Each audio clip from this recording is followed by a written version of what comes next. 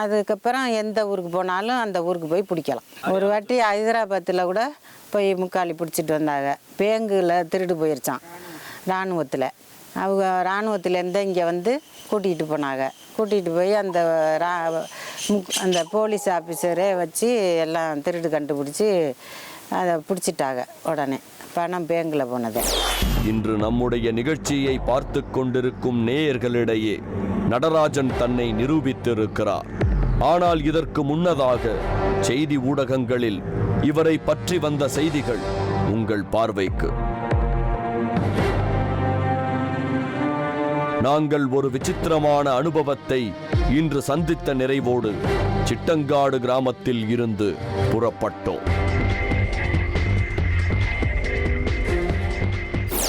நடராஜன் தன்னை நாடி வரும் அனைவரது காணாமல் போன பொருட்களையும் எவ்வாறு கண்டுபிடித்து தருகிறார் என்பதை பற்றி பார்த்தோம். இதனைத் தொடர்ந்து தனக்கு தீங்கு செய்தவர்களை தண்டிக்க நடத்தப்படும் வினோத வழிபாடுகள் நடத்தும் கோவிலை பற்றியும், அங்கு நடு இரவில் கோவில் சிலைகள் சிரிக்கும் அதிசய சம்பவங்களை பற்றித்தான் இரண்டாவதாக பார்க்க இருக்கிறோம். எதிரிகளை தண்டிக்கும் வினோத வழிபாடுகள்.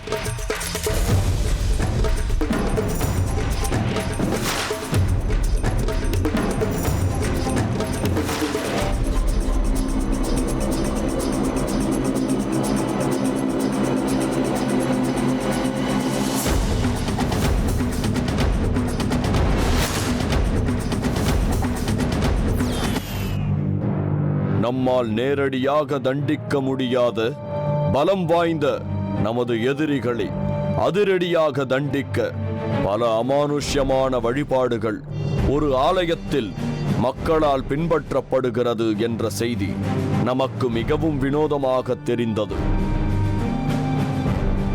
அதே ஆலயத்தில் பௌர்ணமி அன்று நடத்தப்படும் மூலமந்திர ஹோமத்தில் ஐயனார் நேரடியாக தோன்றுவார் என்ற செய்தியும், அந்த கோயில் வளாகத்தில் உள்ள குதிரை சிலைகள் இரவு நேரத்தில் சிரிக்கும் என்ற செய்தியும் நம்மை அடுத்தடுத்த ஆச்சரியத்திற்கு கொண்டு சென்றது. திருவாரூரில் இருந்து 3 கிலோமீட்டர் தூரத்தில் இருக்கிறது வெள்ளக்குடி என்ற கிராமம். இங்குள்ள ஐயனார் கோயிலில்தான் சத்ருக்களை பழி தீர்க்கும் பல அமானுஷ்யமான வழிபாடுகள் நடைபெறுகின்றது. ஐயனார் கோயில் பகுதிக்கு சென்றவுடன் மண்டியிட்ட நிலையில் ஒரு மாடன் சிலையும், மைதானத்தின் நடுவில் 2 பெரிய குதிரை சிலைகளும் மிரட்சியாய் காட்சியளித்தது. பொதுவாக ஐயனார் கோயில்களில் உள்ள குதிரை சிலைகள் உள்முகமாக பார்ப்பது போலத்தான் அமைக்கப்பட்டிருக்கும். இந்த ஒரு கோயிலில்தான் குதிரை சிலைகள் வெளிப்புறம் பார்த்தவாறு அமைக்கப்பட்டிருக்கிறது. இது இந்த கோயிலின் சிறப்பான அம்சங்களில் ஒன்றாக கருதப்படுகிறது. இதுக்கு மேல என்ன சொல்ல போற? சொல்றதுக்கு வேற ஏதாவது போய் இருந்தா சொல்லிடு. அவதான் ஏமாத்தி எல்லாத்தையும் என்கிட்ட இருந்து பறிச்சிட்டான்னு பார்த்தா நீயும் இப்ப அதே தான் பண்ணிருக்க. ஏன் ஆலியா, ஏன் இப்படி பண்ண? இந்த உலகத்துல பாட்டிக்கு அப்புறம் நான் யார் மேலேயாவது உயிரையே வச்சிருக்கேன்னா அது ஊ மேலதான் உனக்கு தெரியாதா? ஏன் இப்படி பண்ண ஆலியா? உனக்கு காசு பணம் அவ்வளவு முக்கியமா போயிடுச்சு.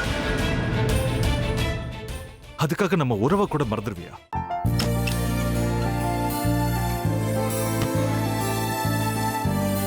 சக்தி சக்தி ஒரு நிமிஷம்.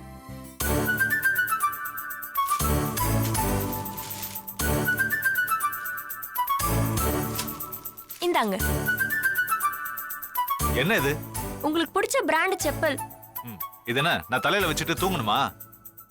சரி அதை விடுங்க. இங்க பாத்தீங்களா டைம் பீஸ். இதோட அலாரம்க்கு தான் நீங்க டெய்லி எந்திரிக்கணும். அதெல்லாம் என் மொபைல்ல இருக்கு. முத்து முத்து, என்னடி இவன் முத்துன்னு ஒருத்தைய உருவாக்கி விட்டான். செல்வியை மறப்பான்னு பார்த்தா எப்ப பார்த்தாலும் முத்து முத்துன்னு கூப்பிட்டு இருக்கான். முத்துவ கூப்பிட மட்டுமா செய்யறான்? முத்துவ வச்சு என்னென்னமோ செய்யறான். நாம தான் இழிச்சவாய் மாதிரி வேடிக்கை பார்த்துட்டு இருக்கோம். என்ன முறைச்சு என்ன பிரயோஜனமாயா? உனக்கு வேற குரல் போயிடுச்சு. அடுத்து அவ செல்வியை கூப்பிட்டானா என்ன பண்ண போற? உன்னுடைய விருப்பப்படியே நீ ராமநாத வீட்டு மருமகளா வாழ போற. கண்டிப்பா என்னுடைய ஸ்தானத்திலிருந்து அவன் உன்னை நல்லா பார்த்துக்குவான் அம்மா. டேய், அவரை பத்தி தான் உனக்கு தெரியும்ல. அவர் எந்த முடிவு எடுத்தாலும் அதான் ஃபைனல். நம்ம அப்பா வேணுமா வேணாமாங்கிறத நீயே முடிவு பண்ணிக்கோ. வாடா.